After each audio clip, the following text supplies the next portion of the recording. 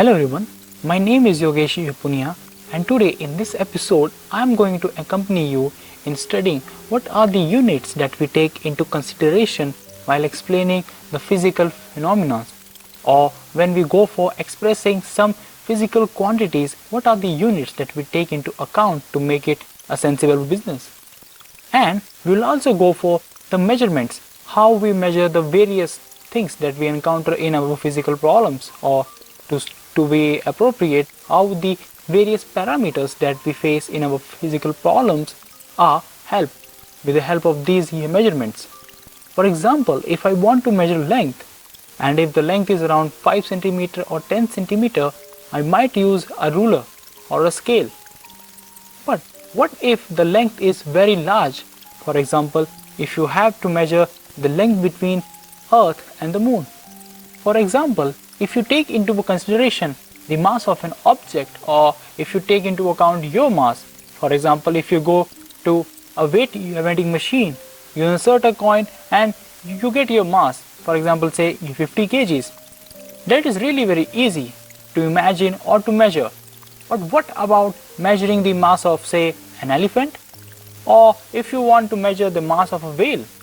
Actually, I am discussing the examples of elephant and whale because we can, with the help of our physical instruments, can measure them.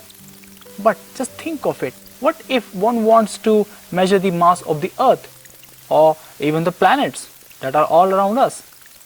Then we need some bigger units, or we need some bigger measurements so that we can measure the distance or the mass or the age, be it your age, my age, or even the age of this universe. So here we go in our journey to know what are the units and how we do measurements for the various parameters.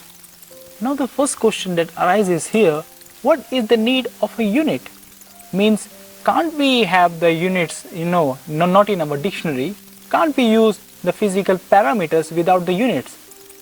If that is so, just imagine a situation. A man going to a shop and saying, give me 5 petrol, or give me 5 oil, or you are going to a vending machine and the machine shows you 50, or the machine shows 100. Well, there is some information is lacking here, because in the first case when you go to a shop and say give me some oil, you have to specify how much oil you want, because simply saying 5 or 10 doesn't make any sense. So we have to give a certain quantitative measurement to the unit that we want to know. Or if in that example, if I say that I want to have 5 liters of oil, or 5 liters of kerosene, or even 10 kg of sugar, then that makes a sense and that makes the measurement more accurate, because simply saying 10 might mean 10 gram, or even 10 milligram, 10 kilogram, or 10 ton. So it is really very important to mention the unit along with the physical quantity associated with them. If you are not using unit, that will only have a disambiguity and would provide a chaos moment for the shopkeeper or even for the scientist also. Now one question arises here is that what is the need of having units? Means a specified unit for that quantity all over the world. Well, the answer to it is really very simple. Back in the 17th, 18th, or even 19th century, all over the world, the metric system was totally different. Actually, if you go for certain Western countries, they use the unit as foot. And if you go here in the East, they use meters, centimeters, even kilometers. Even till date, there are some countries that use the expression for expressing the distance as miles instead of a kilometer. So, for example, if you go for a match that is played in Australia, you might see the bowling speed is given in miles per hour instead of kilometer per hour that you may see in all other countries where this game is played, or any such other game where speed is involved. So there were some eminent scientists. They sit together and they said, okay, we don't want a chaos movement to happen all around the world, so let us make certain standards. And we will follow these standards all over the world to mention or to specify a particular physical parameter. And that's why we have the three basic systems with the help of which we specify which unit is to be used with which parameter. Now, starting with the standards which we follow while expressing the units, we start with the CGS system. That is, the CGS system stands for C, then G and then S. The explanation is that this will be the centimeter. This G will stand for gram and this S will stand for seconds. Well, you can clearly see that this C stands for length, this G, that is gram, stands for mass, and this S stands for the time. Actually, whenever we talk about the physical parameters and the physical the constants, or even if you go for the units, we take into account only three of these basic units, although there are some other units also, but for time being here we are going to discuss these three units in detail only. That is, we specify various physical phenomena or our experimental results or any other phenomenal measurements in terms of these three: L, M and T.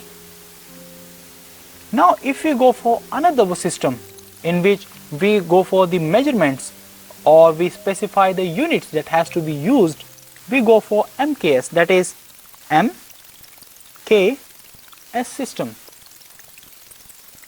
Well, actually here the length, instead of the CGS unit where we use centimeter, the length is expressed in terms of meters, and where we have gram in the CGS unit, we have here kg,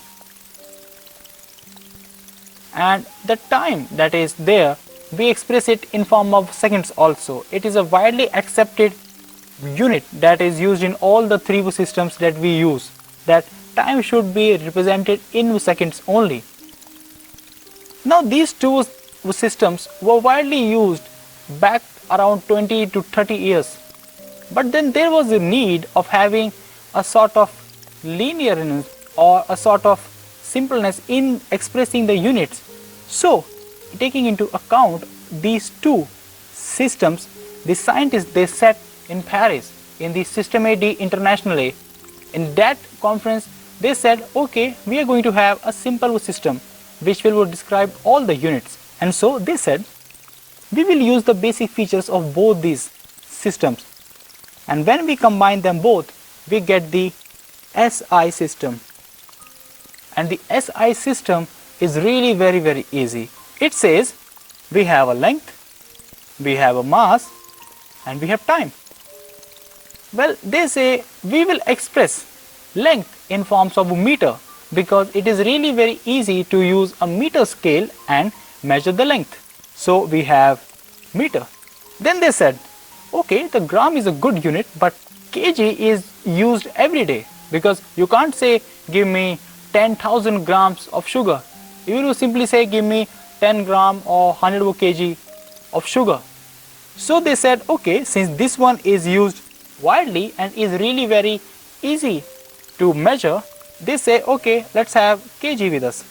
And then, since there is no disambiguation between the seconds of CGS and the seconds of MKS, S of time is really safe. So, in SI system of units, we have meter for length, kg for mass, and seconds for time.